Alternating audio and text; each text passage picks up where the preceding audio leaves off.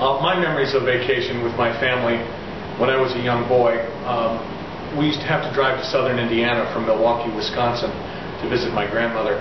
And we would pile myself, my mother, my father, and 4 of my brothers and sisters into the back seat of my father's Chevy. And he refused to use air conditioning.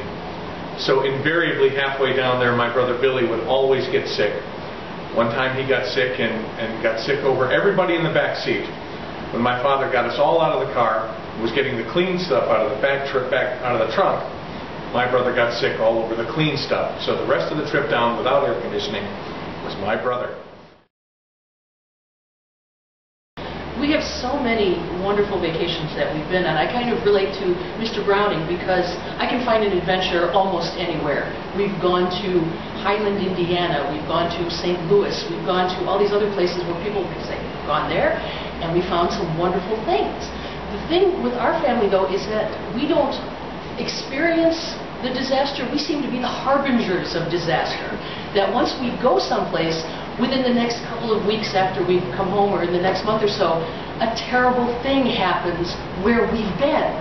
And we kind of think it's almost our fault. My 2 favorite stories of that were that we were on the big island of Hawaii. Beautiful weather. It was like our resort had some sort of an agreement with the National Weather Service that whatever happened on the rest of the island, our location would be perfect weather all the time. Not a month after we come home, we find out that there was this terrible storm and that the entire resort has been essentially destroyed. To go car camping at this campground in Ludington, and the best part was that you would go across the covered bridge, and there was this little store, which I think was just kind of a bait and tackle store, but they sold slush puppies.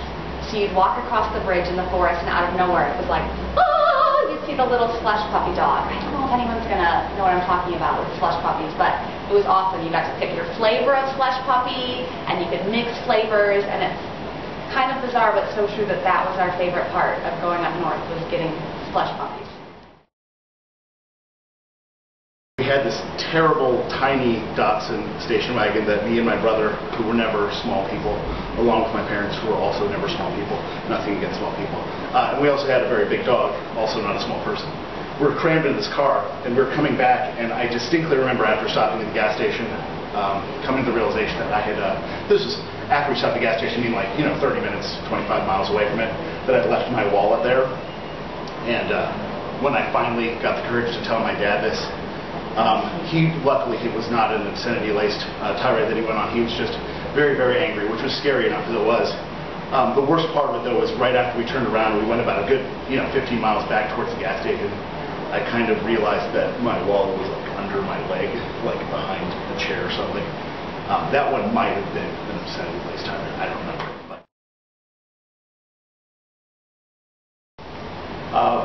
So my grandparents every year would take their grandkids on a road trip, and it was different each year. Sometimes we would spend a week in a cabin in the mountains in North Carolina, but there was one specific road trip where they were driving a camper, so we had it was one of those pop-ups, and we were going all through Wisconsin, and so we did so many weird, wonderful things in a single week. I mean, every night we would learn new swear words as my grandfather would try and pop the camper. And then we went to a circus museum. We went to a 13-story haunted house. We went fishing, and I caught and cooked a fish. And I also caught a tree frog and kept it in a Coke bottle, and then stabbed the top of the Coke bottle with a pocket knife in order to give it air holes to breathe. But then the pocket knife caught on my hand, and I had to go to the hospital, but it was an Indian reservation, and I wasn't a Native American, so then we had to drive. It was an awesome, amazing week, and I think that I can really identify with a lot of moments in this play just from that wonderful time we were there. I tried to figure out how states got their names, and my husband said that this is how Connecticut came to be called that. Once there was a German doctor, and he made a cut here, and he made a cut there, and a cut there, and then at the end he connected all the cuts. That was his idea of humor. Another thing that we would do would be sing songs.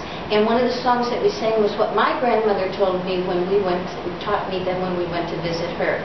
And this is it.